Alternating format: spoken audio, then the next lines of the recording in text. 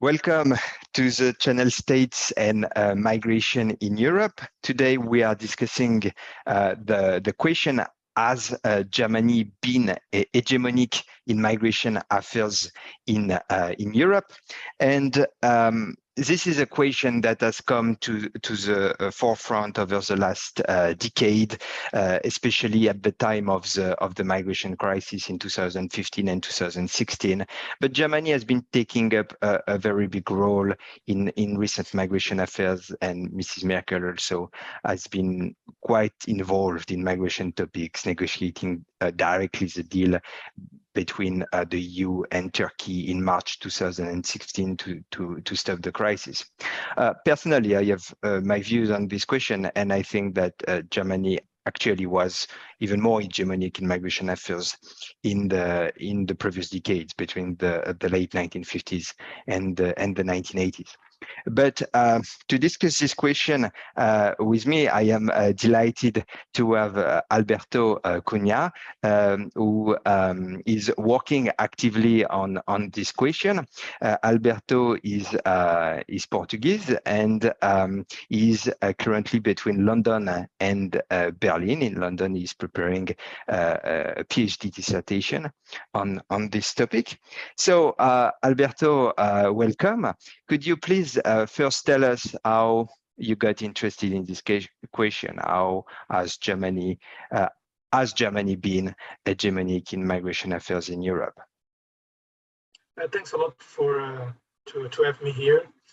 I think it was almost a political curiosity question, which then turned into conceptual curiosity about the concept of hegemony. So, for me, when I was in my 20s and I started college, this was in 2008, and so I grew up.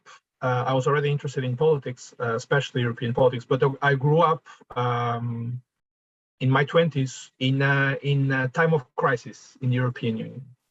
And it was remarkable to see, and this in particular when it comes to migration, that there was the decisions taken on a national level, there was the decisions taken on a European level, but I could see, even without being an expert, that there was a third or a combination of both, which was the leading role of a specific country in the decisions, Germany. And when Germany would take decisions, they would take decisions that would affect directly the internal regimes, both in economics and migration, which is the two topics of my research, of other countries. Not only that, you mentioned the Turkey deal in 2016. It was remarkable for me as a very young man, again, still not an expert, but we have these common institutions in the European Union. We have this High Representative, we have this all external policy apparatus. And yet, when it comes to negotiating a deal which will affect the whole of the European Union, it's not the High Representative that is mainly in charge of this. It's not the Commission, it's Germany. And when they signed this deal, even if they were not alone, it basically is a deal that works for the whole of the countries. So this for me was interesting to understand what were the dynamics in the European, more in the economic monetary union case. It was, for me, was the constitutional courts. There were several decisions where it seemed like the whole of the European Union were waiting for the decision of one court of one country. I mean, this for me, there was a missing piece that I needed to understand what this was. And then from this on, and through the work of Bummel and Patterson and others, I came across this idea of hegemony. And it was the first time I had heard about this term before, but it was the first time I was really in contact about this. And then I read about the hegemonic stability theory.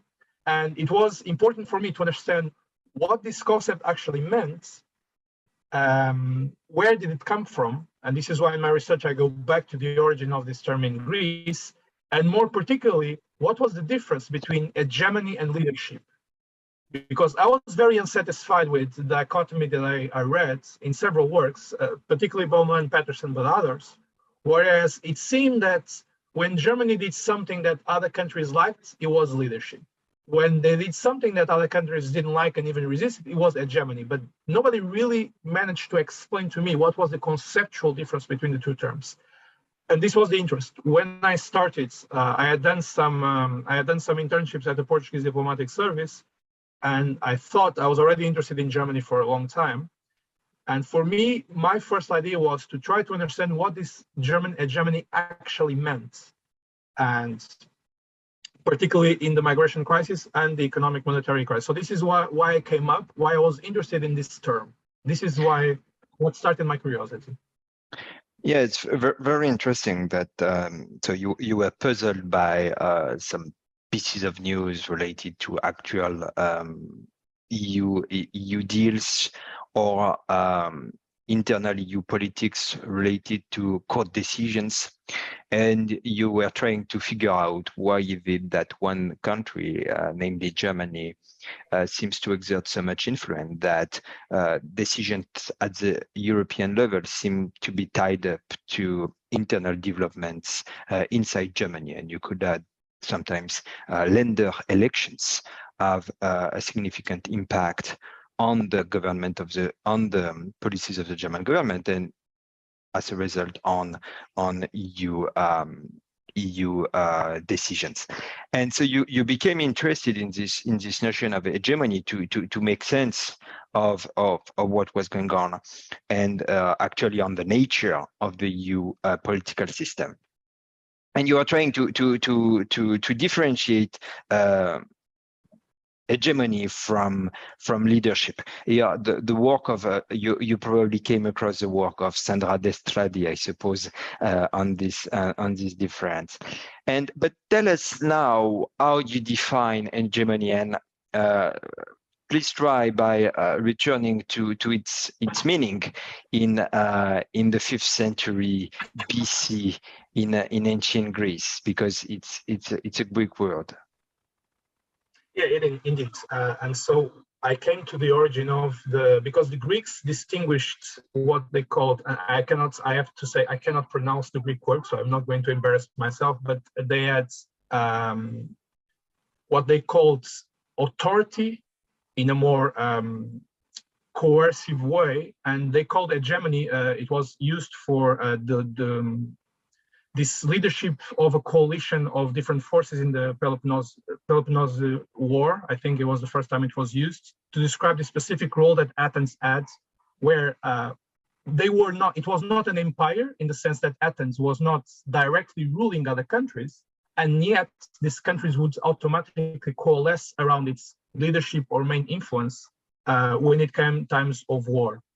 And because Athens was predominant in terms of power, then it was for me interesting to make the jump from Germany, because you had several authors, for instance, Trippel in the 30s, he also wrote, there's a huge book from the 30s from Trippel about the hegemony, where it talked about hegemony as a determining influence. And for instance, he mentioned specifically the example of Prussia in the German Confederation prior to the unification of Germany. So it was interesting that the Germans that were conceptually advancing this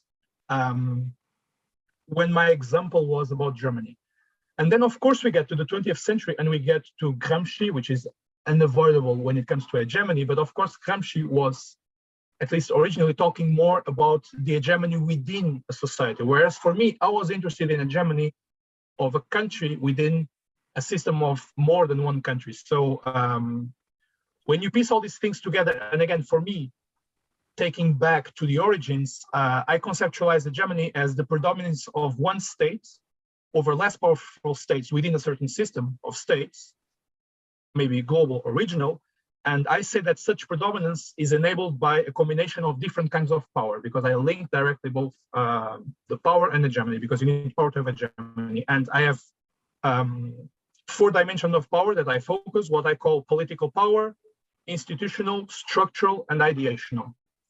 And of course, this is very much rooted on the work of Susan Strange's Structural Power, and also in Luke's 3 Faces of Power.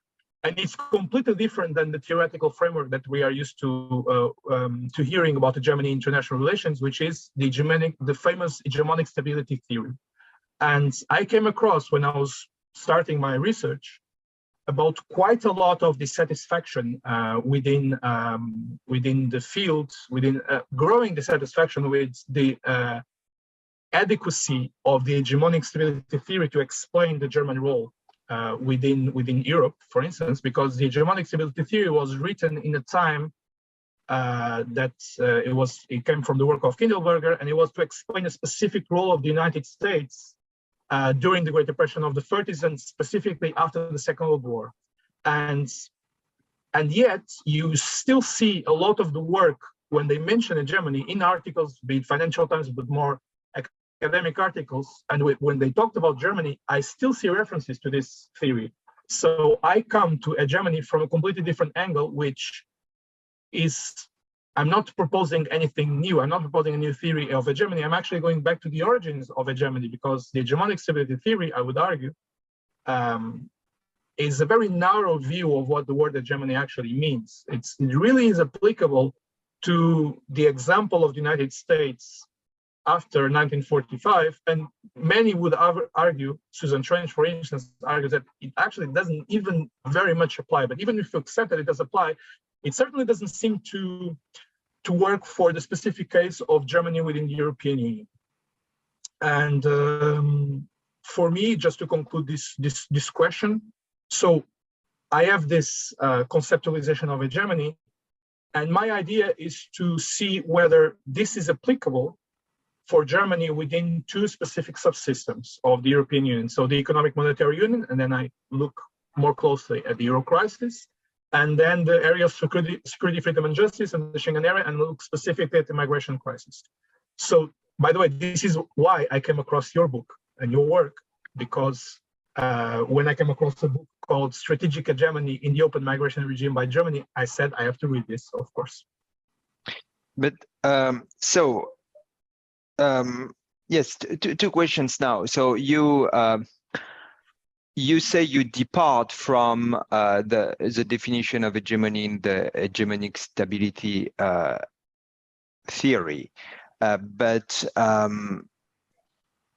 leaving aside the fact that this theory was developed by US scholars and they were indeed primarily interested in the role of the United States, leaving aside this aspect, what is it, in which aspect do you really differ from the theory in your own definition? Because the meaning of a theory is precisely that it goes beyond a particular case. Otherwise, you don't write a theory, you just write an account, even a historical account. So if you develop a theory, it's because you expect it to be more than one case and to apply to many other cases. So where do you exactly differ from the authors?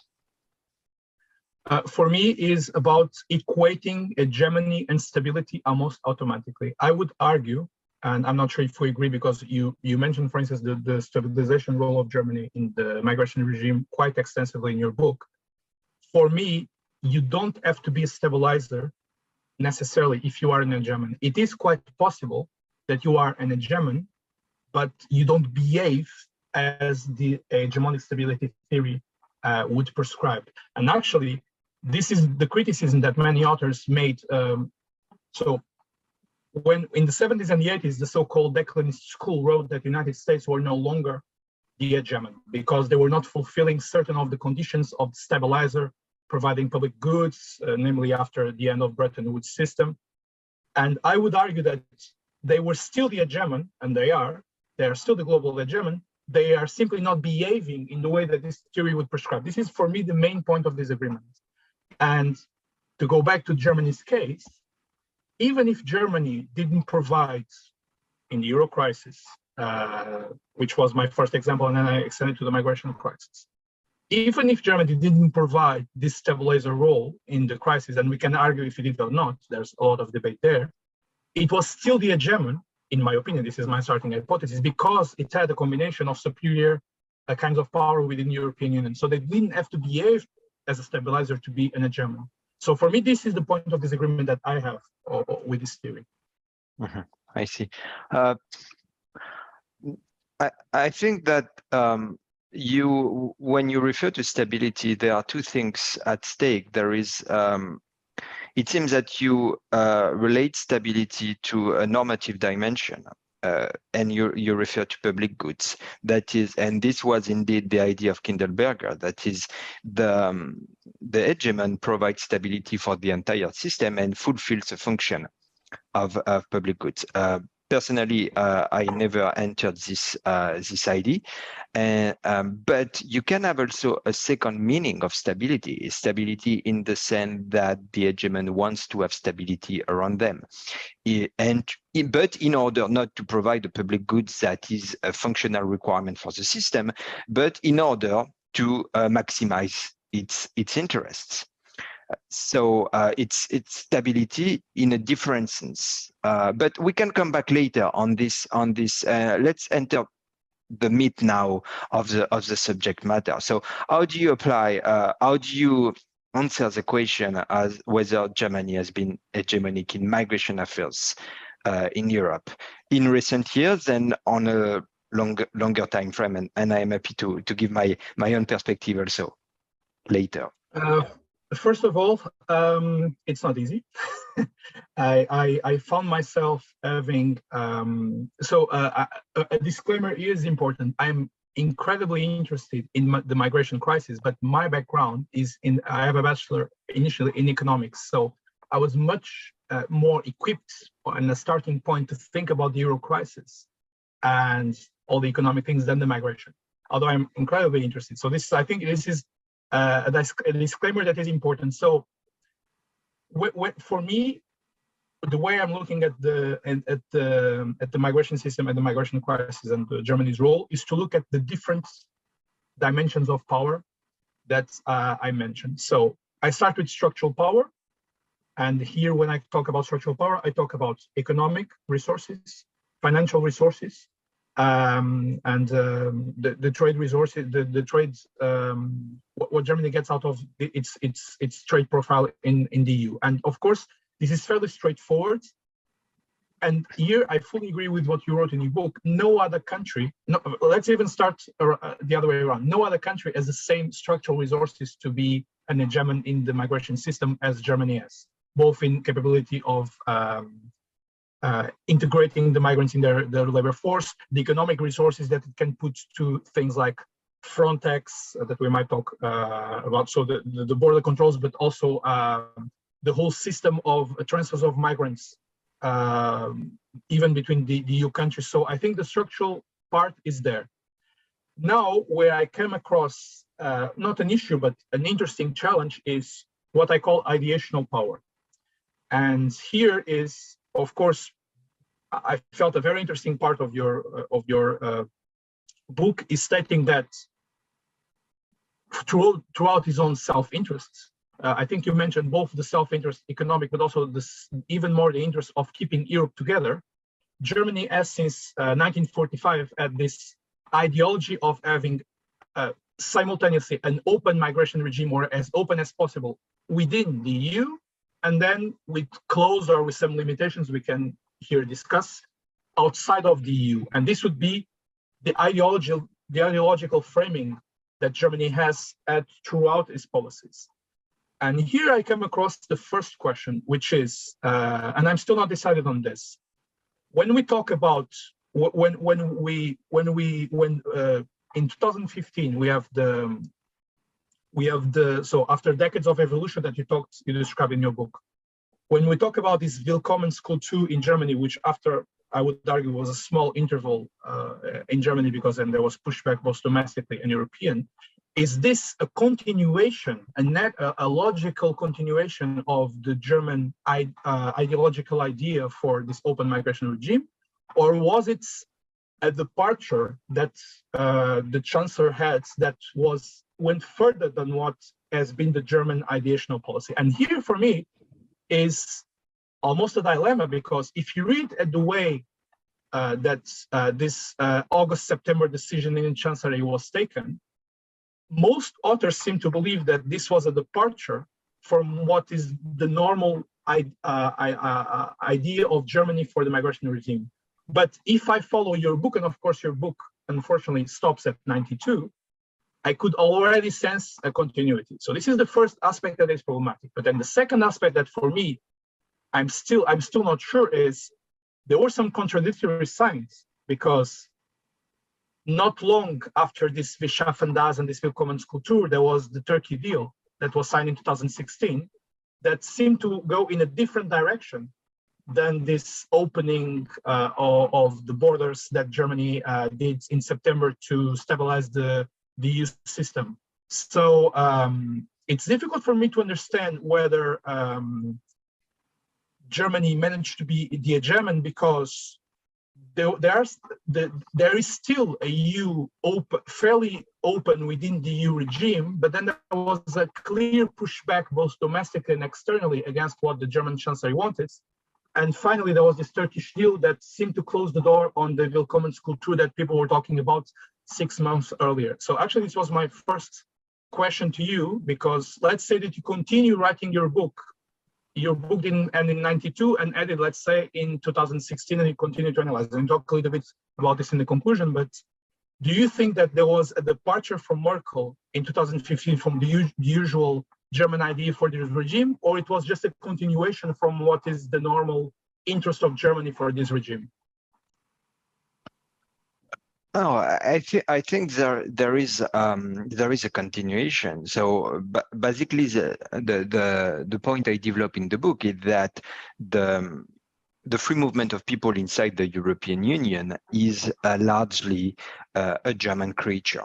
No other major actor had either the capacity or a willingness to achieve this transformation. The French were reluctant to proceed along that way, and they proceeded along that way only when it was clear Germany would absorb the bulk of the migrants created by these more open arrangements. The British were initially out of this development, and they were also very reluctant when migration questions were concerned. They adopted more open policies temporarily, most notably in the late 1990s and early 2000s, but also in the 1980s. The UK was becoming a more important country of immigration inside Europe, but they did not have the consistency of Germany in this development, and Brexit has been the ultimate demonstration of this British inconsistency. So Germany has been developing this regime, and I was initially interested in explaining this development. That is why is it that we have relatively loose migration rules inside Europe, as you were puzzled initially by the role of Germany in Europe. My initial question was why it have these open arrangements in Europe, whereas immigration is such a salient issue, and there is rather a trend for restrictive migration policies. And so I came to explain this development as a result of German hegemony.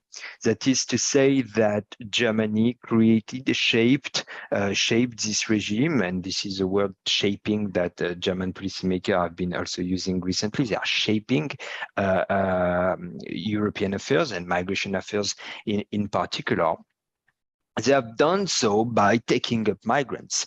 Germany and the recent events in 2015 and 2016 were exactly the pattern I was developing in my book. My book was basically ready before the crisis really took off. But it was exactly the pattern I am describing, that Germany is taking up most migrants inside Europe in an attempt to stabilize open migration arrangements inside Europe. And so this is about their means, about the reasons why they did that. There are a variety of reasons. In particular, Germany Germany thinks about mobility regionally. They want to have mobility of people regionally.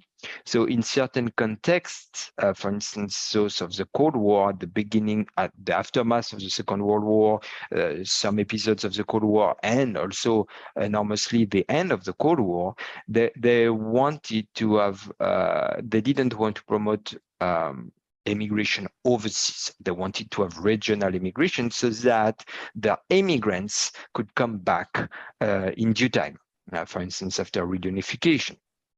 And this is a logic that, interestingly, you see developing again now in the most recent developments about Ukrainian refugees. This idea that it's better to accommodate those refugees regionally than having them migrate overseas. That's the preferred option. So if you, and of course, because if those people move regionally, once the war would be over, they will be able to repopulate territories if Ukraine wins the war against Russia, the territories of Ukraine in the east.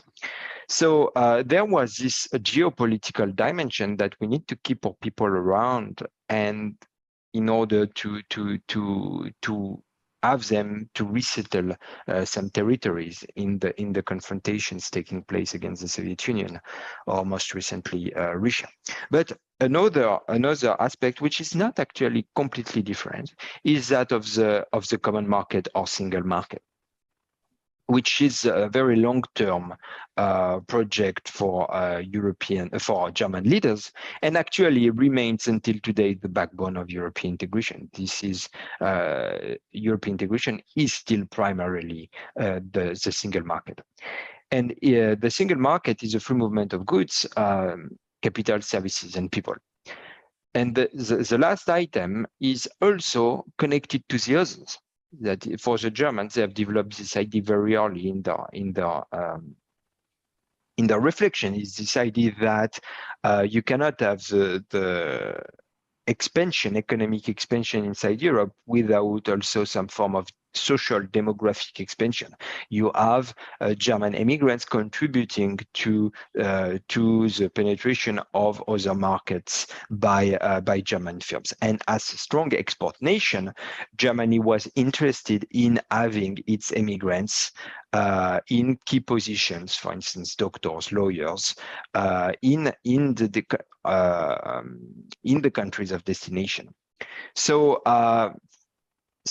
Germany is also interested in a free migration regime inside Europe in order to boost the single market. And there is a third aspect, which is keeping Europe together, that is ensuring a cohesive Europe. It's partly related to the first objective of the struggle against the Soviet Union or against Russia, but it's also an objective in itself, that is keeping Europe together is vital for Germany. And that's the result of the failures of the first half of the 20th century. That is, if Europe is divided, Germany cannot be in a good position. But it's also related to the second aspect of the single market, that is the German Caesar. Actually, Germany is not really a nation like the others. That's the difference. For German scholars, European studies, European history, European integration history, and German history are actually the same thing. In certain countries, these are two sharply different developments. For the Germans, Germany is not a nation like the others. It's a conglomerate of states that came together at some point in order to resist a Europe made up only of nation states, and try to recreate a kind of open system, open market that existed more or less at times over the previous centuries of European history.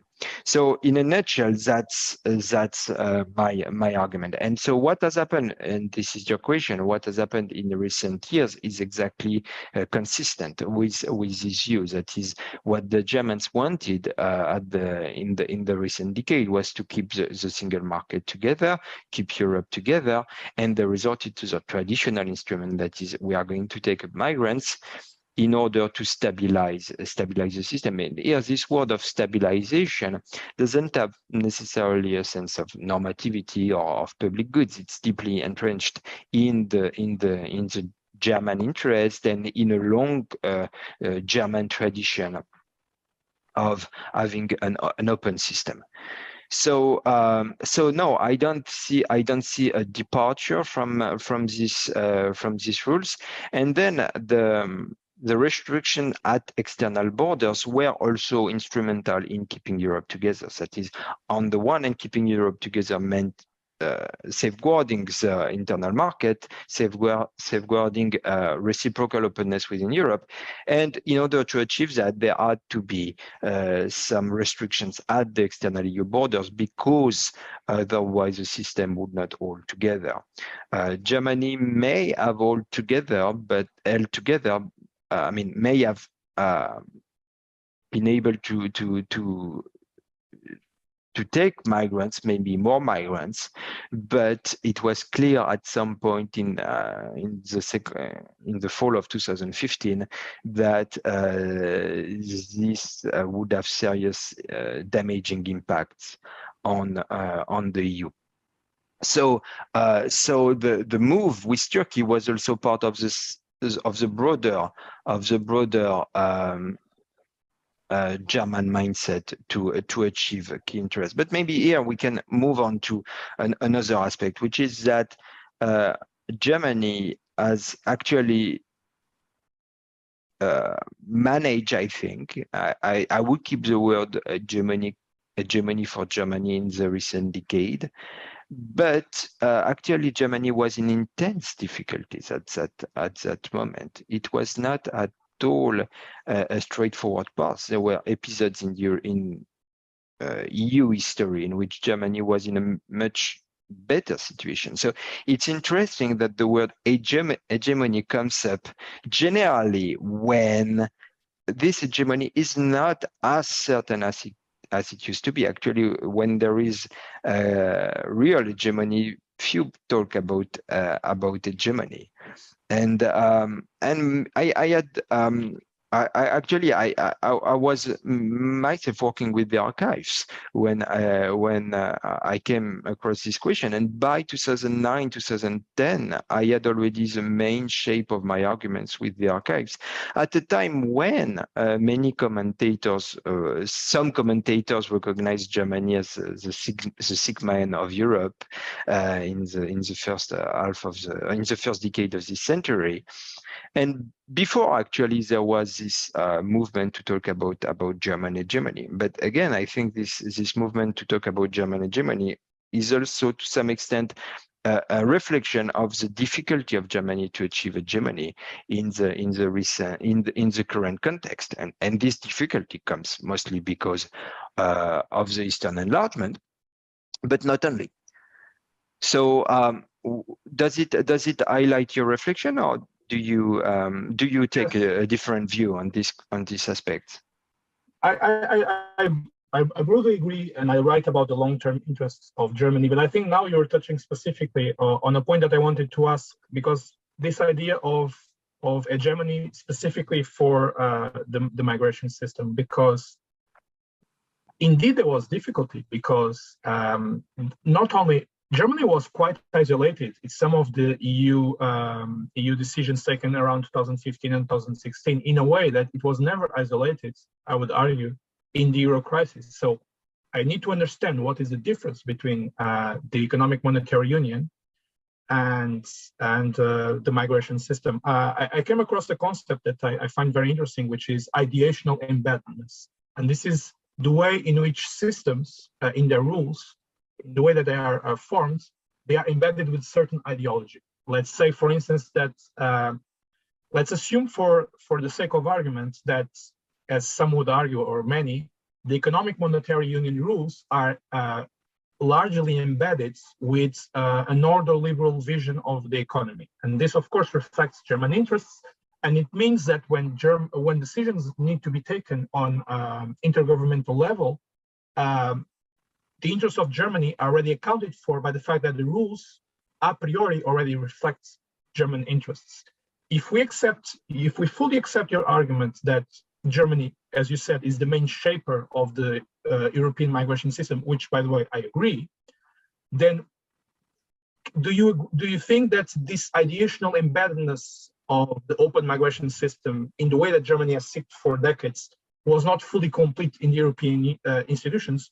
Because during the migration crisis, it was plain to see that not only Germany had to add bilateral or unilateral initiatives quite often to solve problems, because the European Commission was, when they put forward proposals that would more or less be aligned with what we'd call German interests, they would have a lot of pushback from Eastern countries and sometimes from frontline countries. So my question to you is, do you think that, how do you explain this tension that existed at the time, sometimes this isolation of Germany, the fact that the Commission tasked to uphold the rules of the European Union felt itself almost powerless in 2015-16? Is the hegemony on this migration regime incomplete, as some would argue? So this is my first question. And the second, while agreeing with you that there was a broad continuity in German interests until the migration crisis, and as you said, your argument was already finished before the migration crisis, then why, and this is my last question, my second question here, why did so many commentators talk about Merkel taking Germany in a different way than they had taken before? If there is a broad continuity, if they broadly did in 2015 and 2016 what they had done for decades, why were so many commentators, some of them academics, some of them not, talking about the departure of Merkel? And why was there a pushback by people within the government, within the CSU party? I remember some of the decisions of the chancellor in 2015 were highly criticized by the Bavarian states, by the CSU. If this is the broad continuity of long-term German interests, why was there this pushback? So these are the two questions. So I understand your argument perfectly. I also see that there is the hegemony in migration, but it seems to me that there is either an incomplete hegemony in this regime or something else needs to be explained to understand these tensions and this pushback, both domestic and external. What would you say? The continuity is not that Germany will take up any migrants as they come all the time. There has always been, the German policymakers have always been extremely careful about the situation in Germany, the situation of the German labor market, the variation in labor demand in Germany, always. Even in the late 1960s, when there was the short-term recession in 1967, there was immediately a sharp an impact on German immigration policy. Most importantly of all, of course, was the episode after the so-called second oil shock, that is from 1979 to 1984. Then the German economy was struggling to accommodate immigrants, and the Germans, the Hans-Dietrich Genscher, the German foreign minister, did not hesitate to violate an agreement made with Turkey, and promising that Turkey would benefit from the free movement of people inside the European community at the latest by the mid-1980s. So the reason at that moment was precisely that there was unemployment in Germany. The German labor market could not accommodate all potential Turkish migrants. So the continuity has never been that Germany would take up all migrants all the time. The continuity is that Germany is trying to shape the European migration system in a way that maximizes German interest related to mobility inside Europe in the context of the Cold War, the single market, and also keeping Europe together. So there are always debates in Germany. I remember also in the second half of the 1950s, when Germany was really pushing forward the recognition of the free movement of people as a fundamental aspect of the common market in the Treaty of Rome. There were several German policymakers and members of Bundestag complaining that there was still unemployment in Germany and that the free movement of workers was impossible in these conditions. So there have always been debates inside Germany about immigration. The question is not that. The question is when Germany has the means and the capacity to take migrants, how do they use those capacities to fulfill their interest? Wer schaffen das is the full line, if I remember well, is Germany is a strong country. Germany is a strong country, so we have the capacity. We have the capacity to do it, then let's do it. But if immigration is likely to create tensions inside the German labor market, German policymakers will back down. They will back down. And you can make comparisons with other kinds of hegemons. That is, you don't guarantee support all the time, but you try to guarantee support enough in order to safeguard the international system that you want. So, and here we can also make comparison with economic and monetary union. You know more probably than me about that, but currently we are in a situation in which it's clear that Germany has been providing the resources to keep the Eurozone together. The Eurozone should probably have exploded a few years ago. But here is it going to last long? That's the question. I wouldn't be surprised at all to see a sharp reversal in German policies, led, of course, by the Bundesbank, and withdrawing the support they have guaranteed to other countries. And then many people will say, "Oh, German hegemony, it's terrible," but actually, it's some departure of hegemony at that moment in order to safeguard the fundamental interests of the predominant country. No, that makes total sense. But for me, the puzzle is there's still a little bit of a puzzle, which is let's take that point. In the economic monetary union, Germany has been providing the resources as a stabilizer. I think this word is a fair word, with or without public goods, without the normative dimension that, as you mentioned. But then when it comes to the decision making at the EU level, then Germany, because of this, gets a vast majority of its preferences upheld in the decisions that are taken. But in the migration crisis, if we take at face value what the German government said that they wanted, for instance, this rather small sharing of the people that had entered in Europe, the Germans were completely isolated in this decision, for instance. If we accept that they are the hegemons, and by the way, I agree with your argument that they are shaping this regime. So why did, unlike in the economic monetary union, their preferences had much stronger pushback than they had when it came to the Euro crisis decision? For me, this is still a puzzle that I want to understand. Yes, because there are, I would think of a couple of things about that. The first is indeed that Germany has been struggling in the last decades to keep Europe together, to keep the open migration regime inside the European Union. It has been struggling, and I published a recent paper on differentiation.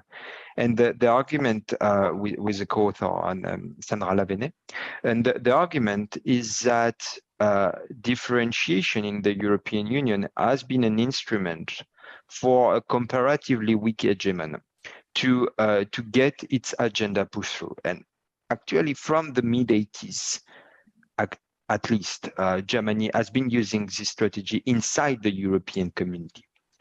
Because by the mid-80s, already the European community, especially with enlargement to Spain and Portugal and Greece, was already too big for Germany.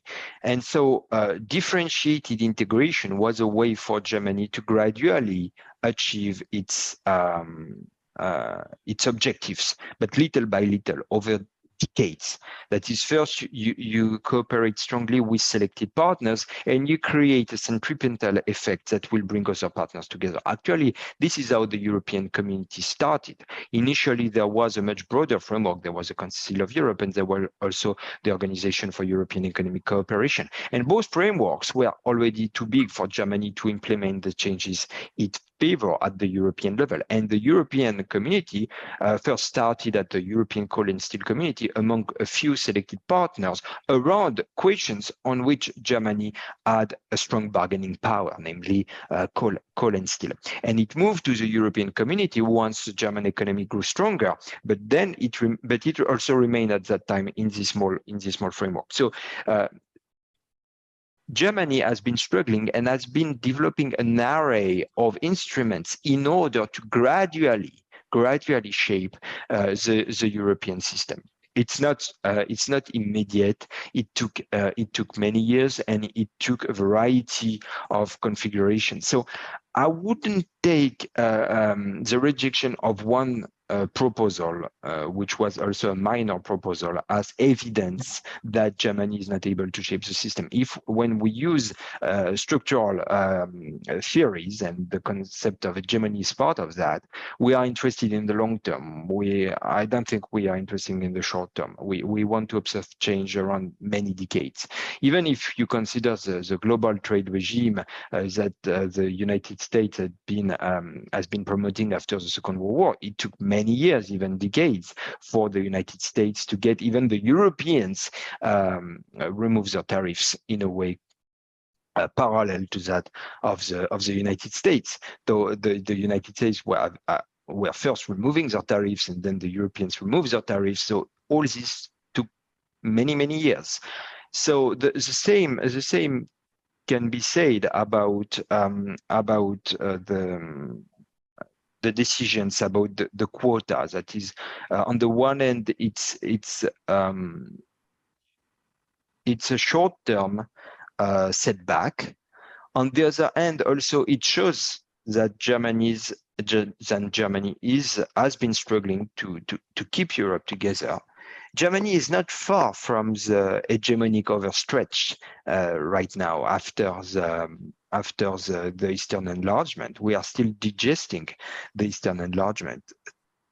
I would say that retrospectively, it has worked rather well. You would have told me in 1990, even in the early 1990s, that France would enter soon a free migration regime with all the countries of Central and Eastern Europe. Honestly, it's almost unbelievable. So it has been a major force for change in the three following decades. One that was absolutely not straightforward. So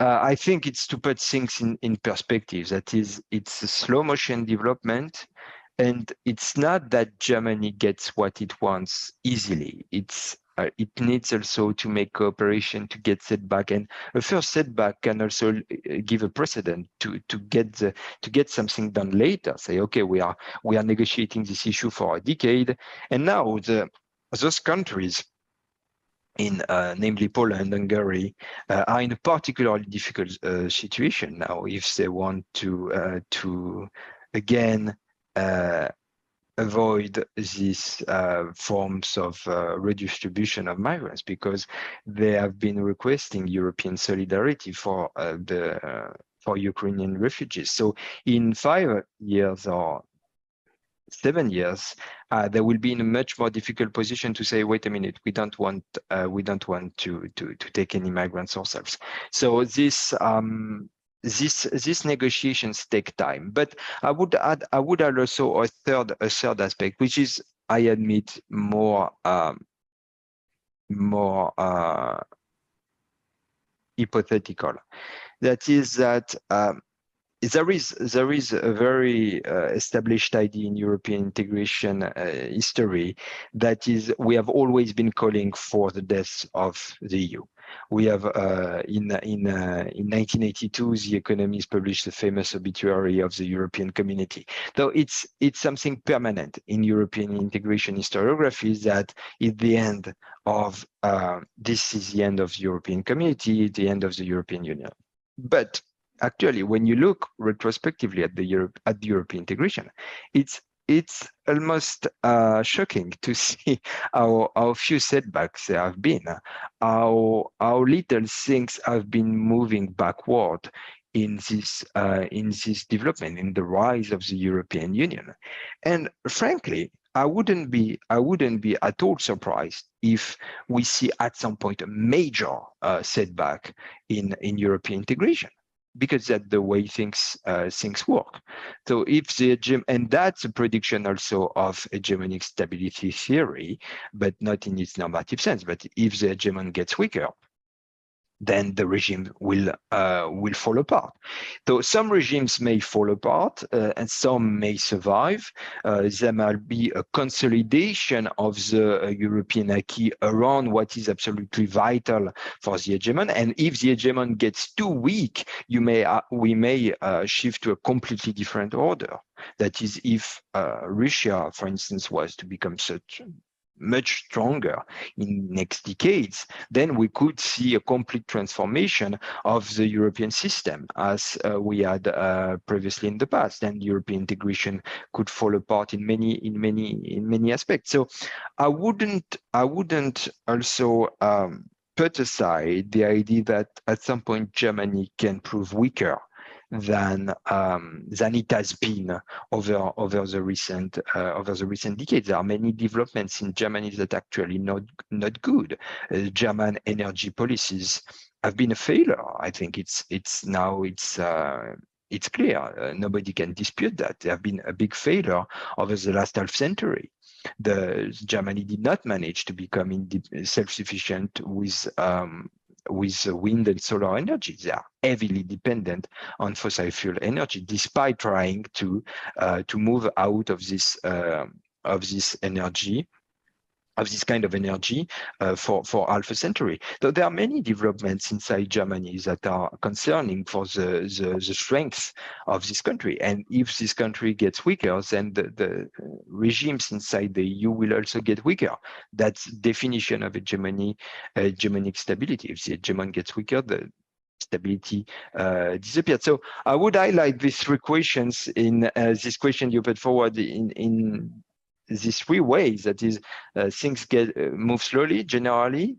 Germany has always had to struggle, but we cannot also put aside this idea that in the next years Germany may not be as strong. Maybe I'm wrong. We don't know. But that's the issue when you work on very recent developments. You don't know exactly in which direction things will turn. Germany may be in the next decade a very problematic country. That now we have more evidence even than a couple of years ago to say that. But Germany may rebound. We don't know. For me, your argument about both the differentiation and the potential overstretching really drives home something that is very interesting. If you remember, in the 2000s, when the Eastern Alliance, 1990s and 2000, when the Eastern Alliance was preparing, many commentators, for instance, in France, were worried that this would increase the German hegemony because these countries were so commercially, economically dependent, even in production chains from Germany. And then we see that in the subsystem of the EU, where Germany is clearly the hegemon, the economic monetary union, some of these countries do not belong to this union. So this use of differentiation, as you were mentioning, and in the case where they are, like in the migration regime, there might be an overstretchedness. And for me, it was interesting to hear your because this echoes along debates, for instance, with the liberal institutionalists on if an hegemon gets too weak, whether the regime just survives after a certain hegemon decline, or if it doesn't, or if the regime dies with the power of the hegemon. And here I have a specific question for you, and I have my own thoughts, but I would like to hear yours. If we accept, and I think we accept, that part of Germany's ideational power in the EU has been that they have uploaded their policy preferences in the migration regime to rules of the EU, do you think that the acquis communautaire is now fully embedded with what we might call German preferences to such a way that the regime is solid and that the hegemony is solid? Or do you think that it's still highly dependent on power relations within the EU? So this is my first question. And then the second question, connected again, a specific, another small event. And I know that you work more in long term, and of course this is very important, but I wanted to hear your thoughts on the Turkish-German deal, because we need to avoid the circular arguments that sometimes you can hear, which is, okay, if Germany negotiated this deal with Turkey, it's because it is the hegemon, it is the strongest country in the EU.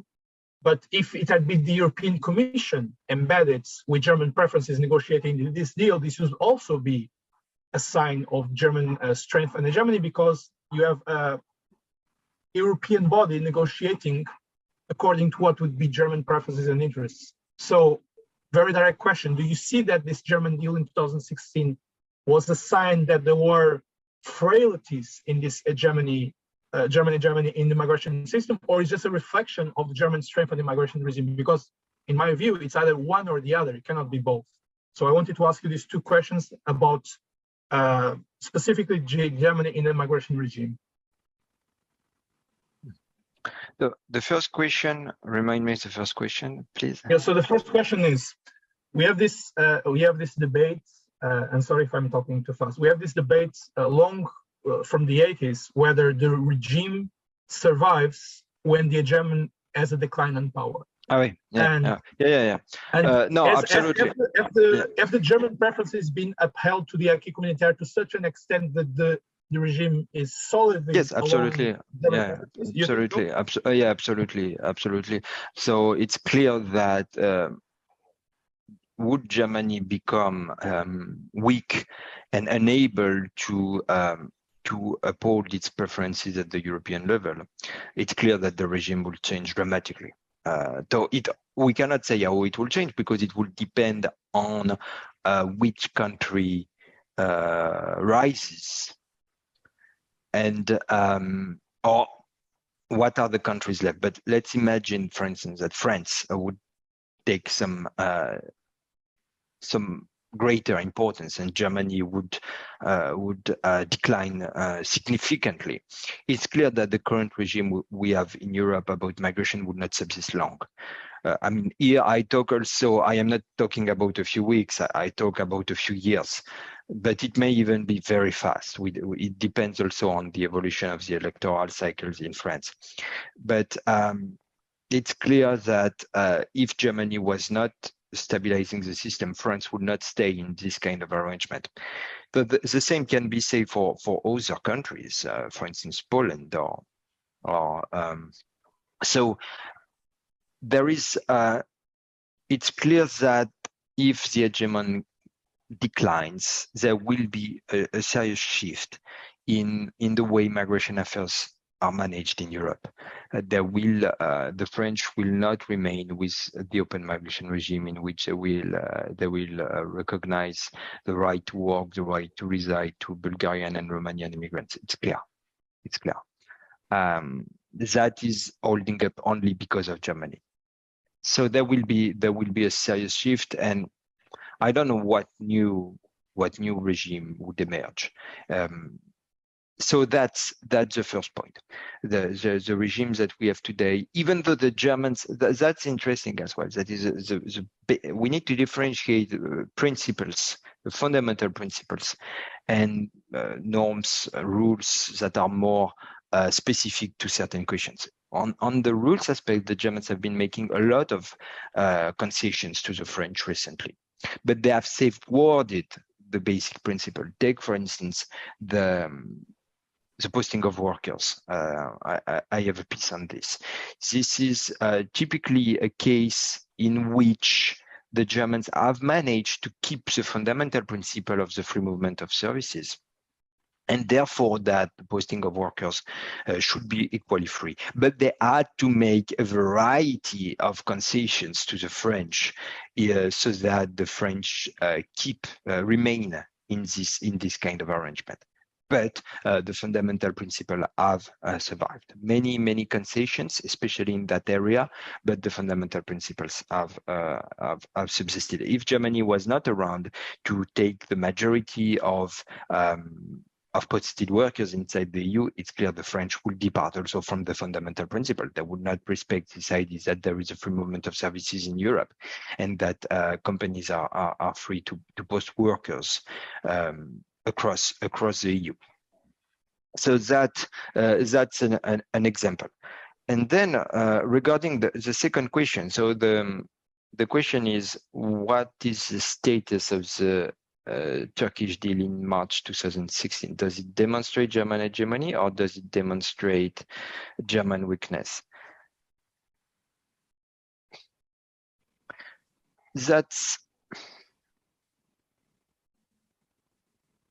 I mean, to some extent, the hegemony is about shaping the system. So it's about shaping the system. So if you, at some point, you don't have the capacity to shape the system beyond a certain point,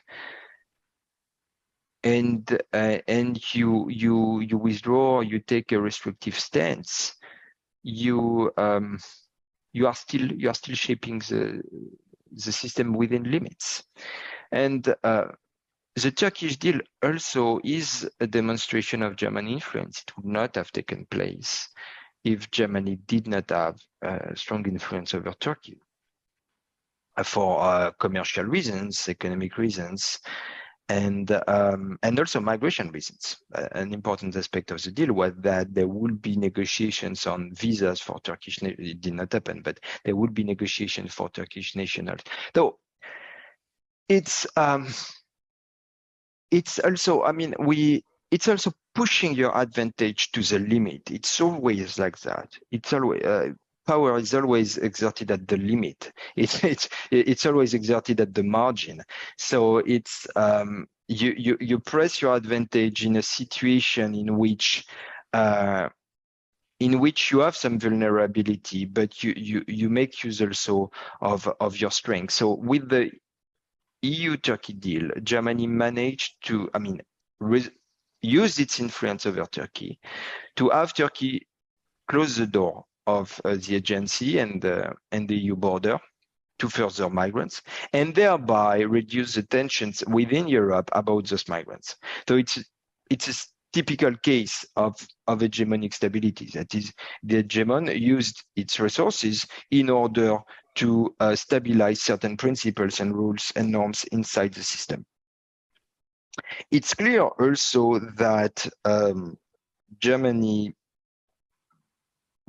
may have been ready to extend its preferred principles, rules, and norms geographically even further. And why not at some point integrate Turkey? This has been a point we were mentioning earlier in the discussion, that the Germans have alternated with integrating Turkey or leaving Turkey outside in the European migration system. But I think that this EU-Turkey deal is primarily a case of German hegemony, in the sense of shaping the system, stabilizing the system, even though the Germans may have been ready to go even further at some point and not have necessarily this restrictive stance. Does it fit with your alternative, or do you think? For me, this is where I'm still not sure. It seems to me, when diving deep into the negotiation, that Germany seemed to negotiate from a position of weakness bilaterally with Turkey at a certain point. But of course, it still is true that they managed to salvage the essential, and I think you go back to this a lot, the essential of what they want for the European migration regime. They managed to solve the essential with this deal. So this deal served their long-term interests, even if short-term they were in a position of weakness with Turkey. So I think it doesn't negate your vision of an hegemony in this system. It does seem that bilaterally they were from a position, they went from a position of weakness, and as you said, not only they were prepared to go further, but one can argue if the coup that happened a few months after this agreement in Turkey had not happened, maybe some of the things like visas and the agreements to speed some of the aspects of the EU candidacy, the Turkish EU candidacy would have advanced, and would that have faced a larger pushback in Europe? I would expect that it would, to an extent that I'm not sure if the Germans would have managed. And in the end, as you said, it salvaged the essential. And I think I have two more questions on my side, if I may. So first of all, and I go back to something you said that for me I agree, but I want to understand a little bit more in conceptual terms. Let's say you say that it has been largely true that, for instance, when we talk about the interaction between Germany and France, that there have been several concessions when there are negotiations between the countries, but Germany has managed to preserve the essential of its preferences, its designs for the system. But how do we know that the French interests, or when I say France, I could say any other country, have not changed themselves, and that it's not necessarily that this open migration, let's say that the general German interests long-term is to have an open migration regime within doors and a Europeanized security of the borders outside. But maybe the French and other countries have already interiorized these preferences themselves. And it's no longer necessarily about German hegemony, but the fact that there is, through a long effort of German governments and maybe the European Commission, the preferences have simply been closer. They are closer now than they used to be before. And in the negotiations, we don't necessarily see a German hegemony. We just see that the France or other countries already agree more and they see the benefits more of the system. Would you agree with this, or you still see that it's simply a concession that Germany does to other countries? Or there has been a simply shift in the interest of other countries, such as France, than it was in the 60s, for instance? No, but what we do here is a counterfactual analysis. That is, we try to think what would happen if something that is present and real now disappeared. So it's a counterfactual analysis.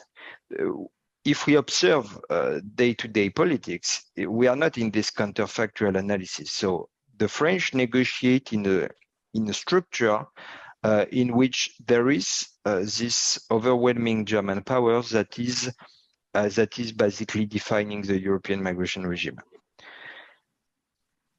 What we do is a counterfactual analysis in which we imagine what would happen if this structure was so much distorted that there would no longer be this major German power able to shape the system. And then things would be completely different. What you consider being today an interiorization of certain preferences by other actors would disappear. They would come up with completely new arrangements. So if you look at endogenous dynamics inside France, they are fundamentally restrictive, and not simply for extra-European migrants. They are fundamentally restrictive for any type, actually, of low-skilled migrants. So this would mean a complete shift regarding migrants from Eastern Europe, but also probably a number of migrants from Southern Europe as well. So that's the point. Does it answer your question, or was there something else? No, I think for me it's about how do we still see, because I always want to avoid a circular argument where we see every progress as a sign of German hegemony. I'm not against interpreting as such. I'm just looking for a way to see maybe it's not a sign of Germany anymore. Now, I think you make a good point about the long-term vision, but I wonder, for instance, and again, this is a counterfactual. Let's say that in a situation where Germany is no longer the more powerful country, that would mean, and I think it's unforeseen, but let's say that it would happen that France might become the most populous country in the EU, which might be possible under some estimations in 2060, and they would become the largest economy. In this counterfactual, maybe the preferences of the French politicians would be different, simply because their economic position would be completely different. I don't know, but maybe they would change. But I think you answered the essential of what I wanted to ask, and I think for me, we've been talking about the internal dimension. We talked a little bit about external dimension, but I think it's important to talk more broadly about the external dimension, because this regime is predicated on securing the European borders. But of course, and as we saw in the migration regime, we saw the limits of the Dublin regulation, because it was putting a lot of the loads of work on the frontline states, such as Greece and even Italy, that do not have the same capacity that Germany and other states have to uphold the system. And you see, after 2016, an increased effort to put more funds and more responsibility on the Frontex, which was changed into a full-blown agency, had its budget augmented. Do you think that this is still maybe a reflection that the Germans do not possess the trust, as maybe they did in the past, in the external countries, namely in the south of Europe, to uphold the whole regime and do the external, the border checking, the border processment of migrants, and they are trying to Europeanize the system and have maybe a full-blown Frontex? Can we imagine in future that Germany will push and will pay for a full-blown Frontex that will take care of the Europeanized borders in the future? And what would this mean for the future of the regulations and the role of states such as Italy and Greece in this regime? How do you see this evolving, given the lessons that were learned from 2015 and 2016? So about the idea that we should not consider all developments as manifestation of German hegemony. I fully agree. And precisely what I was saying about the posting of workers is an example of that. And generally, anytime you observe a conflict, it's because there is a lack of hegemony there. Because if there is real hegemony, there is no conflict. Conflict is when the hegemony is too weak to stabilize the system. And so I also worked on a strike among French sailors in the 1970s, in which French sailors refused to have the free movement of workers inside the French merchant navy. So at the end of the day, the problem was solved, but the fact there was a strike meant that there was an uncertainty about the stability of the system in this new arrangement, and so an uncertainty about hegemony, the capacity of one actor to stabilize the system.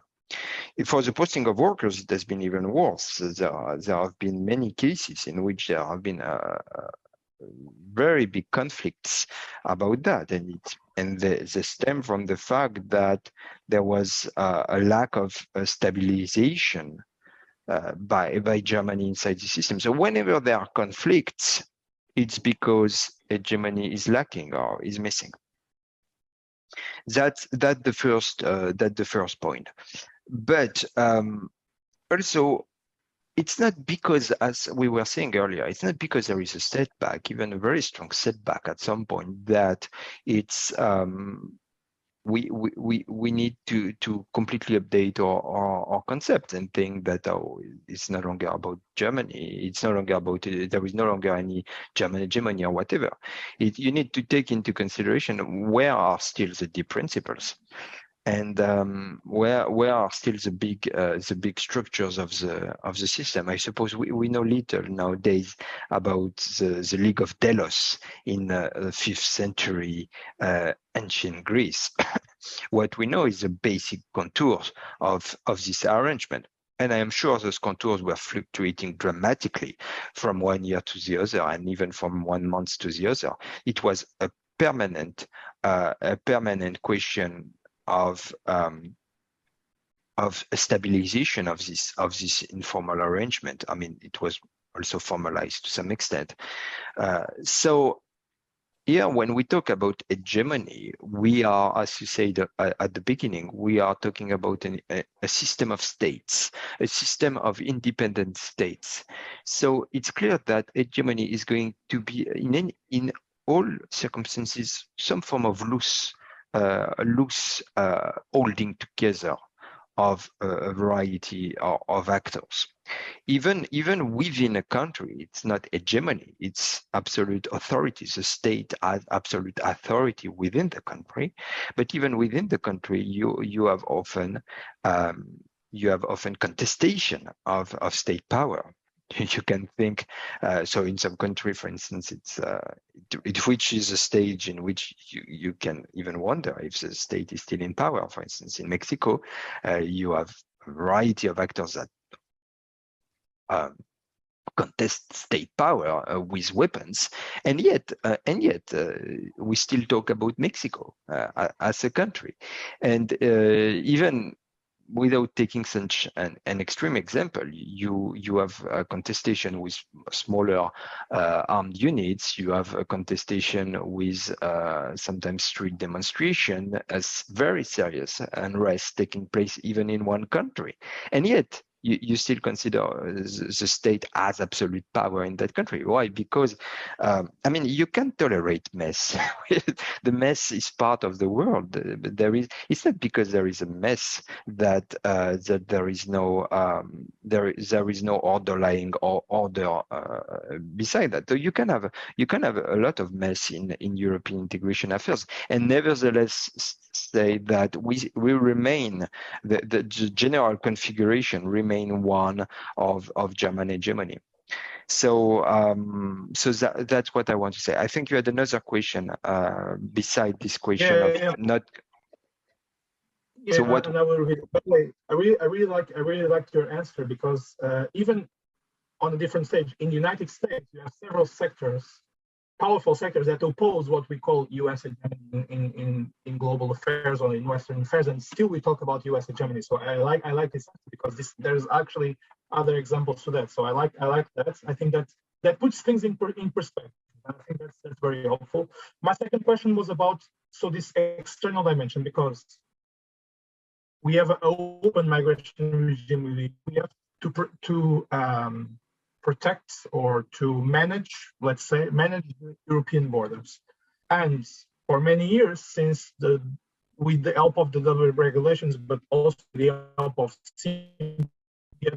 certainly more of managing the external, Greece, Spain, focus on the southern Mediterranean European border, they are the ones who have the load. And yet they have shown, for different reasons and also for the massive influxes of people that happened during the migration crisis, that they did not have the capability to manage this.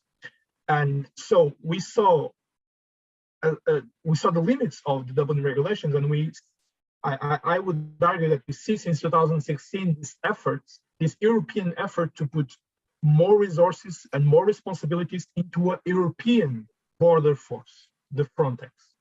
And however criticized it is, and there's been a lot of critics over its Director General, but that is not the matter. There has been its efforts. Do you think that these two movements, so this realization that there are limits to the capacity of these countries to move European borders, and this putting more resources and more responsibilities in the Frontex is part? Do you see a German design to attempt to really Europeanize the managing of external borders, and maybe one day have an agency that manages? Do you see this as a German attempt to do that?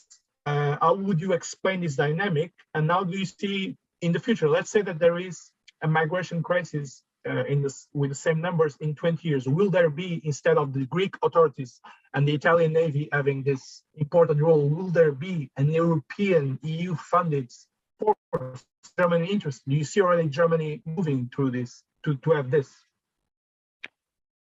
I think that these developments have actually little to do with German hegemony, but here we would need to look more closely at the archives, and it's a bit too new for me to take a definitive stance on that. Here I am just guessing, because yes, it would be necessary to observe much more than I had the opportunity to do. But I wouldn't be surprised if Germany has not been, the Germans have been trying to redistribute migrants, that's for sure, inside Europe. But having this centralized authority is not really German. It smells French. It smells French. The French have always been trying to transfer the centralized system to the European level. So they want to have a centralization also at the European level. And I wouldn't be surprised if the French were actually trying to achieve this centralization, increase the capacities of Frontex, and so on and so forth. Even though the French have also been reluctant to transfer competencies. But my impression is that in the last decade, the French have been more and more considering that they need to transfer their system at the European level. And so this is, maybe I'm wrong about that. I don't know what is the positions of the Germans. Maybe the Germans have also accepted it, but I think it's not typical of German hegemony to try to centralize power and to try to develop centralized agencies and try to develop European bureaucracies. It's more French. And there, I mean, German hegemony doesn't necessarily mean that European integration will occur as long as Germany is powerful enough. It can, but it's also a matter of making the good choices at some point as well. And there are things in which precisely all this array of things that have come from France that have been about centralizing power. For instance, the ECB itself. I mean, the ECB was, of course, obviously influenced by the Bundesbank and blah blah blah. But it's also a centralization of power, which is very reminiscent on the way the French project their own model on Europe. And this is typically the kind of things that can end up in utter failures, because they are not fit for the system, and they may at some point go against the dominant political interests. If we talk, for instance, of Pax Germanica, which is something I have been talking, which I am researching, it's this idea that you have things are in limbos. The Germans have resisted for decades the pressure to centralize. The French were reluctant also at some point, undoubtedly, but they have been more open with this idea of centralizing power. But it's if Pax Germanica is a good way to understand European integration and the European Union, it's about having a variety. Having a decentralization of sovereignty, decentralization of power, loose arrangements between independent countries. All this meant to ensure all this part of an integrated market. It's not about centralizing. It's not about creating a European superstate. So I wouldn't be surprised if these things fail, and the negotiations have not been easy so far. To some extent, even the countries of frontline countries have been reluctant with certain aspects of this centralization. They want to keep the control on their borders because it's a matter of national sovereignty. So I don't think that this centralization of external border controls is part of German hegemony. I don't think it's vital for the current system. And this can open a last aspect of our discussion, which is about this question of centralization of power, management from the center, supranational institutions, and so on and so forth. And here the ECB is a case in point. I wouldn't be surprised, as we were talking before, if we have at some point major setbacks in all these questions. Honestly, given the recent developments, I think the ECB is in a very difficult situation. Of course, the stakes of the Eurozone breaking apart are enormous, but it's clear also that there are major tensions inside the European Monetary Union. When you are moving closer to double-digit inflation in Germany, I don't think this situation is sustainable. We are here typically in a case of hegemonic stability. If Germany is the hegemon of this regime, and if this regime is not in German interest, it cannot survive. So of course, Germany has been the main beneficiary of the euro, that's clear, for trade reasons and so on. But now the distribution of costs has slightly changed. Is it durable? We don't know. Moreover, it seems that the German trade surplus has vanished at the same time. So yes, it's typically a case, it seems to me, where we could have a major setback precisely because we went a step further. We went beyond what is the core German interest. Maybe some argue that Kohl made too many concessions to the French because he wanted to get things done. He wanted to get the Treaty of Maastricht ratified fast. He wanted to proceed. And some argue that he made too many concessions to the French at that moment.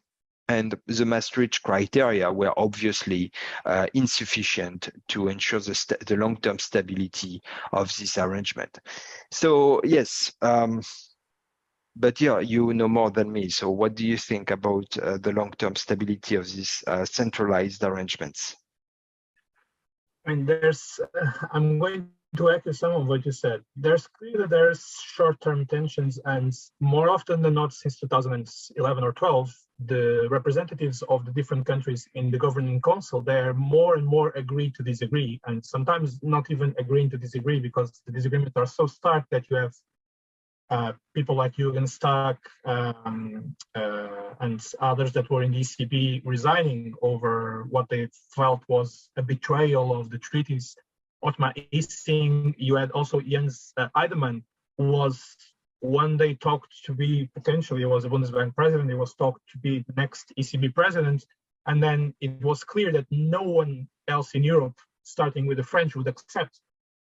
Even Merkel realized at some point that this kind of person with this kind of ordoliberal thinking would never be accepted.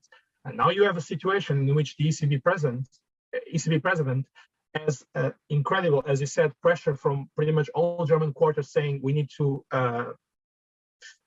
go up with interest rates because of inflation and we're really late and we need to stop. And then at the same time, she needs to decide the rate for the stop. But people know this for a long time now, that it's a project that makes more political sense than economic sense. What my argument would be, and this is my argument, is that one, the rules, even if there have been a lot of concessions and a lot of resources put on the table by Germany, the rules have been written in such a way that Germany preferences are still mostly, and I'm actually going to borrow what you said, despite concessions, the broad principles of what German interests are still upheld by the system.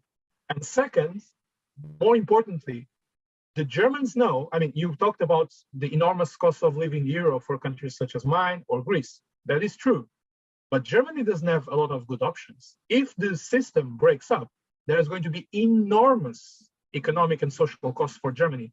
The system is not perfect, and the Germans are increasingly complaining about the level of concessions that were made. But the alternative is really not good for Germany, because Germany really has been by far the biggest beneficiary of the system.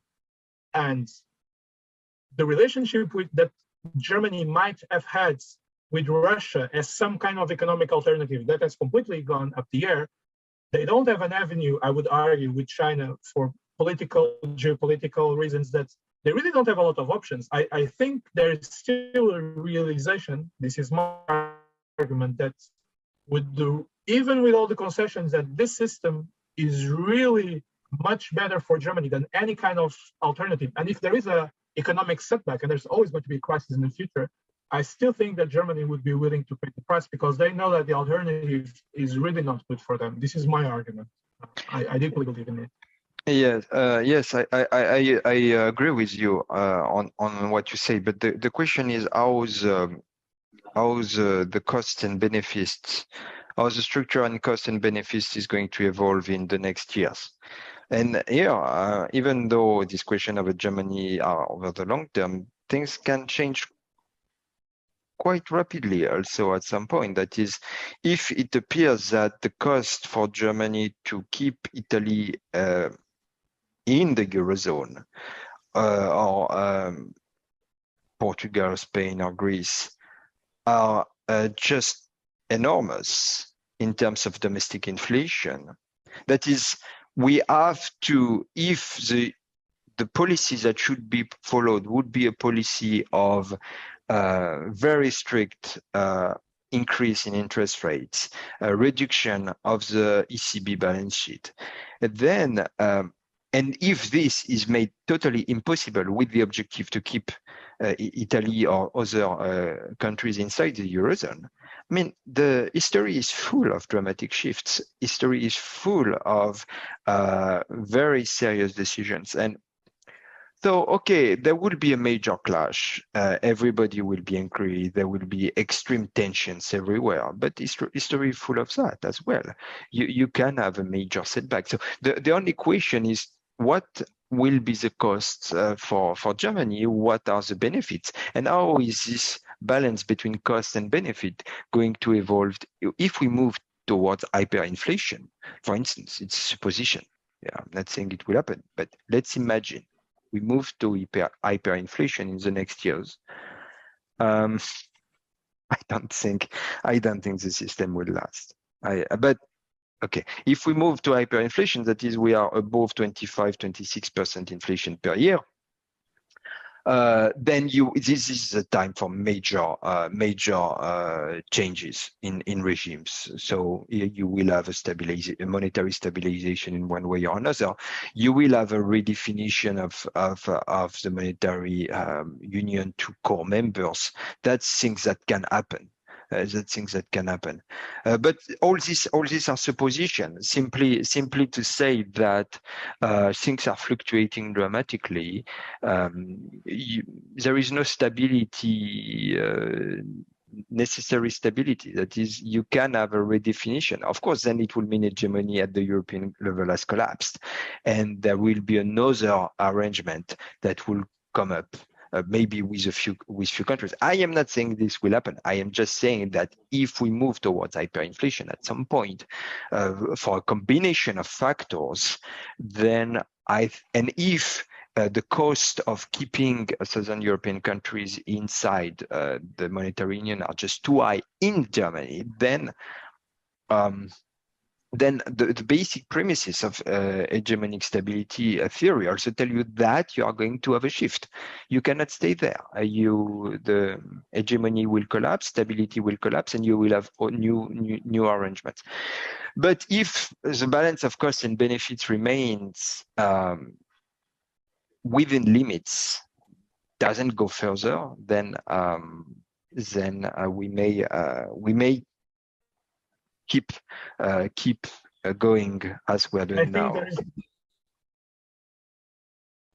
There is an element that we cannot miss in this discussion. Germany is a very unique kind of hegemony because these economic things cannot be considered in a vacuum. There's always geopolitical sides. And I don't think Germany is a country with a lot of freedom of maneuver. They have a lot of power, they have a lot of resources, but they don't have a lot of freedom of maneuver to just, let's say, break free, even if they want to. Obviously your opposing scenario, I do think that your scenario is implausible, thankfully, but you never know. I mean, these things cannot be predicted.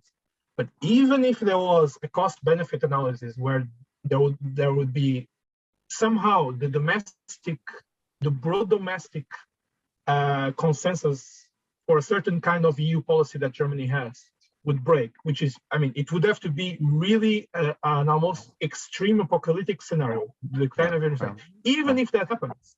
Does Germany have the freedom, the political freedom of maneuver to just break free from the regime? I doubt it, because that is actually a key difference between, let's say, the US and Germany, a comparison that is often made. Of course, the US, in very different circumstances, also decided to break free of the Bretton Woods regime in 1971. But US always has had both the economic and the geopolitical freedom of maneuver to do whatever they want concerning their what kind of cost-benefit analysis do. I doubt that Germany has the same freedom of maneuver and the same options. I seriously doubt that. I would argue that they don't. No, it's not at all. I mean, a breakup of the Eurozone will be nothing comparable with the closure of the gold window by Nixon in 1971. Exactly. It will be a much more serious historical development. I mean, 1971 is very important development, but as you say, from the geopolitical point of view, it did not have immediate effects. Nobody started a war against the United States for this reason. But a breakup of the Eurozone, I mean, a decline in German hegemony to keep the Eurozone together could nevertheless happen in extreme conditions. But that would signal typically an end in German hegemony. Then there may be another form of hegemony re-emerging in a much more concentrated framework of Middle Europa, for instance, that is possible. But yes, I mean, in any case, the end in hegemony is always followed by a very dramatic historical episodes. So what we came to discuss now is that it may be that German hegemony is stronger in migration affairs than in monetary affairs in the EU. Is that maybe? What do you think about that? I have a question. Yeah, but I have such a question. I want to back your question. Let's say that we have, instead of a major economic setback, which we might have, let's say that we have next year, in a few months, a similar migration crisis to the one that we had in 2015. I don't know why, I'm just posing a scenario. There was a recognition that the Dublin regulations and some of the rules didn't work, but the progress on having the future, so the common migration policies for the future, the common asylum policies for the future, Germany, is my impression, has done an incomplete job of setting out the future to face the next migration crisis. Maybe you see it differently. So let's say that there is a migration crisis in the near future. Do you think that the rules that exist right now, the agreements in EU level, are sufficient to avoid the kind of divisions and the political blowbacks that happened in 2015, or something similar would happen? No, here again, I mean, just to make clear, we are not discussing what is going to happen. We discuss the hypothesis of extreme scenarios. Yeah, so, of course. So even in an extreme scenario, we need to differentiate the migration regime within Europe from the policies towards migrants from outside Europe. And this is the latter. That is probably the most fragile. Though we can perfectly have, in case of massive inflows of people, a collapse of authorities in Southern Europe, we can have massive flows of people, which will lead countries to restore internal border checks. That is perfectly possible, and it can happen for 1 year, 2 years, even more. However, there is also the migration regime within the EU, which allows EU citizens to move freely from one country to the other. That, I think, is much stronger, and it's not likely to be affected by outflows from outside the bloc, because it will be, this regime would be, yes, it's always the same. That is, it's an increase in supply, which can affect the regime. So this increase in supply is unlikely for the regimes among EU countries, unless the country was suddenly to have its population multiplied by 3 overnight. It's not going to happen. So the relationship within this regime, that is the balance between demand and supply, are really slow. They are affected by demography. A reason would be if, for instance, there was EU countries were to take Ukraine immediately. So we had to take, that will be a more serious threat for the internal EU regime. That is, you take inside the system another country of 40 million people in economic conditions that are not good, and this creates such a strain that some countries decide to leave this arrangement. Even in the case of Ukraine, also given the geopolitical interest at stake, it would it's not given that it will destroy the internal migration regime. But the policies towards migrants from outside Europe, yes, they can go come and go. They can come and go. You can have restoration of borders. We have had that in 2015, 2016. Then it takes a few years to remove those controls when the waves have passed. Then what if there is a permanent wave that lasts for good? Then you come back to the regime as it was before Schengen, that is as it was in my book, that is you have border controls, but you still have the internal regime of free movement in which EU citizens can move. They just have to show briefly their passport at the border, that's all, or even their ID at the border. So I think that the one that is the most fragile is the aspect regarding outflows from outside Europe, but that is not a vital threat. So I would say that you think it's less of a vital threat than the interior regime? You think that the outside flows are less of a vital threat than the EU regime itself? Do you mean less of a vital threat for Germany, or for the regime itself, or for both? For the regime itself, I think that for instance, if the Eurozone breaks apart, it's a dramatic episode, and it can happen if we have sustained hyperinflation for a while. That I think policymakers will say, okay, didn't work, and we cannot buy back Italian debt, whereas we have 20, 30, even more % inflations in Germany. So that means complete transformation of the prevailing regime. What I say is that massive inflows of migrants from outside Europe will barely affect the migration regime within Europe for EU citizens. That is the free movement of people as it exists in EU treaties. What it will affect is the absence of controls at internal EU borders, and that is even planned in the Schengen Border Code. When there is uncontrolled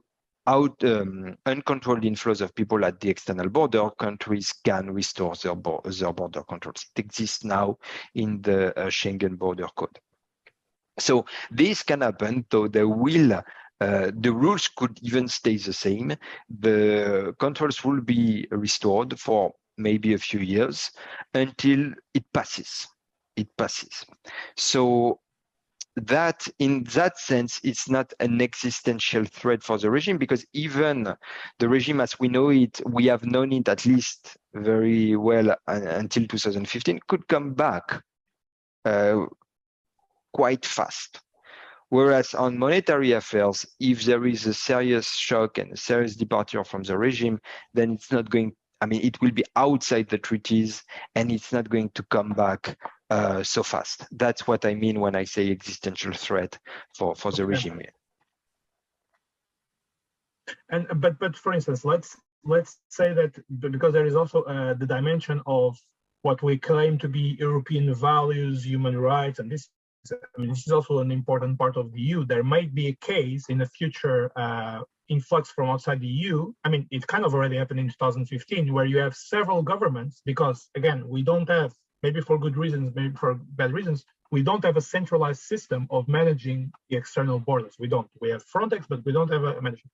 Let's say that we have, like there are in some countries, fairly right-wing. Let's say that now in Italy, in the elections, you have government elected with Fratelli d'Italia and Lega that has a very restrictive migration policy. And then that you have such an influx, even if it's not a vital threat for the internal EU system, this government might act in a way that makes it almost a pariah within the European Union. And on the other hand, I would guess that there is some interest of Germany that these frontline countries manage and stop some of the influx. It becomes a question of whether the EU is ready to accept another country building a fence or doing some kind of operations with the Navy that are completely contrary to what the EU's ideology pretends to be. I don't know if you know where I'm getting, but this might be the case, in which case, what is the reaction of Germany and the EU if such a thing happens in the future? It has already gone quite far. The Mediterranean. It has already gone quite far. The Mediterranean is a new Death Sea. So and it does not. I mean, there have been a few passionate debates inside the European Parliament, but it has not got much further from the political point of view. So it can go even further. I don't know exactly what they will do. What they will do is what they do now is that they let migrants die. That's the policy. Can they go even further? I don't know if what further would mean in this scenario. Just pushing back migrants. Yes, that would push them back. They can push them back. So you would have to have prosecutions that will take time, and there is always some uncertainty. But then, so that's one policy. I don't think so-called European values will. No, because if there were European values, in any case, the policy would be already very different. So this European values is a matter of rhetoric, and it's not a matter of policy. But so it can go further still. That I wouldn't be surprised. And what if this pariah government decides to do what Berlusconi had been doing, that is just let migrants pass north? Then they would be very isolated inside Europe. France and other countries would restore border controls with Italy, and the Italians would be cut off from the single market, at least with in this, as the others are in. That is, there will be important border controls that would reduce the connections between Italy and the rest of Europe. So that is not in both ways an existential threat. But maybe to end here about these questions of existential threat, which was the last aspect of our discussion, that is, I am personally, and that's what I have been doing also on this channel, also wondering to what extent this regime, which is based on heavy restrictions of immigration, is sustainable over the long term. That is where I can't see the most existential threat is not necessarily for the regime of open migration within Europe, even though it may be affected. It's just that this set of policies trying to restrict immigration dramatically are actually endless policies. It will go always further. As you say, we may have a government in Italy or elsewhere that will deliberately engage in pushbacks. That's possible. That means, for instance, the previous session of this channel is about the European Court of Human Rights and how the British government has been infringing or actually in conflict with the European Court on Human Rights for its management of migrants. So the policies of immigration restrictions are not stable policies. It's an illusion. They will always have to go further. They will always have to be more violent, to be to infringe more and more on the dignity of migrants, on their rights, and even on the rights of natives. So it's clear that the trend in Europe, despite the existence of this open migration regime for your country, it's clear that the trend is towards increasing restrictions for migrants from outside Europe. And this comes back to what we were saying about Germany having to negotiate the EU-Turkey deal. So this trend, it seems to me, is not sustainable. I think that it can continue for a while, but over the long term, it's not sustainable. At some point, they will. It's as we were saying in the previous episode. It's like the First World War. At some point, you have to stop fighting, because it's just endless. So at some point, these restriction policies will enter an existential period. That is the degree of violence, the degree of coercion, the degree of control that they require will spill over so much that I think at some point the institutions that support those policies will either collapse or have to change radically. But that is over the long term. I don't think, especially in Europe, maybe other countries which are more insulated, like Japan or even the United States, may be able to sustain very restrictive immigration policies over the long term. But in Europe, I don't think at some point there will be a clash. At some point, we cannot go towards more restrictions, control, coercion, violence. All the time, indefinitely. At some point, this set of policies will enter a deadlock. So it may be as a result of massive immigration waves, in which there is a complete there are serious transformations inside Europe. That it seems to me unlikely. But at some point, these policies will have to change course. And in the meantime, as long as they continue, yes, these are dangerous policies. So yeah, yes, I am thinking a bit aloud. That is, if we have this spiral of restrictions, you may have also in key countries, for instance, in France, a government saying we exit even the European migration regime. That, as I said earlier, it doesn't seem to me the most likely, but you can have this kind of stance, and at some point we will enter a dead end. About this situation. So I think the rules of the European Union are rather stable. What seems to me is not stable is the spiral of restrictions, which takes place primarily at the national level and not at the European level. That it seems to me is not sustainable for the future. There will be a problem, or maybe these policies will continue until a point in which they create so much damage in the countries that enforce those policies that they become so poor that nobody wants to migrate there anymore. That may also happen at some point.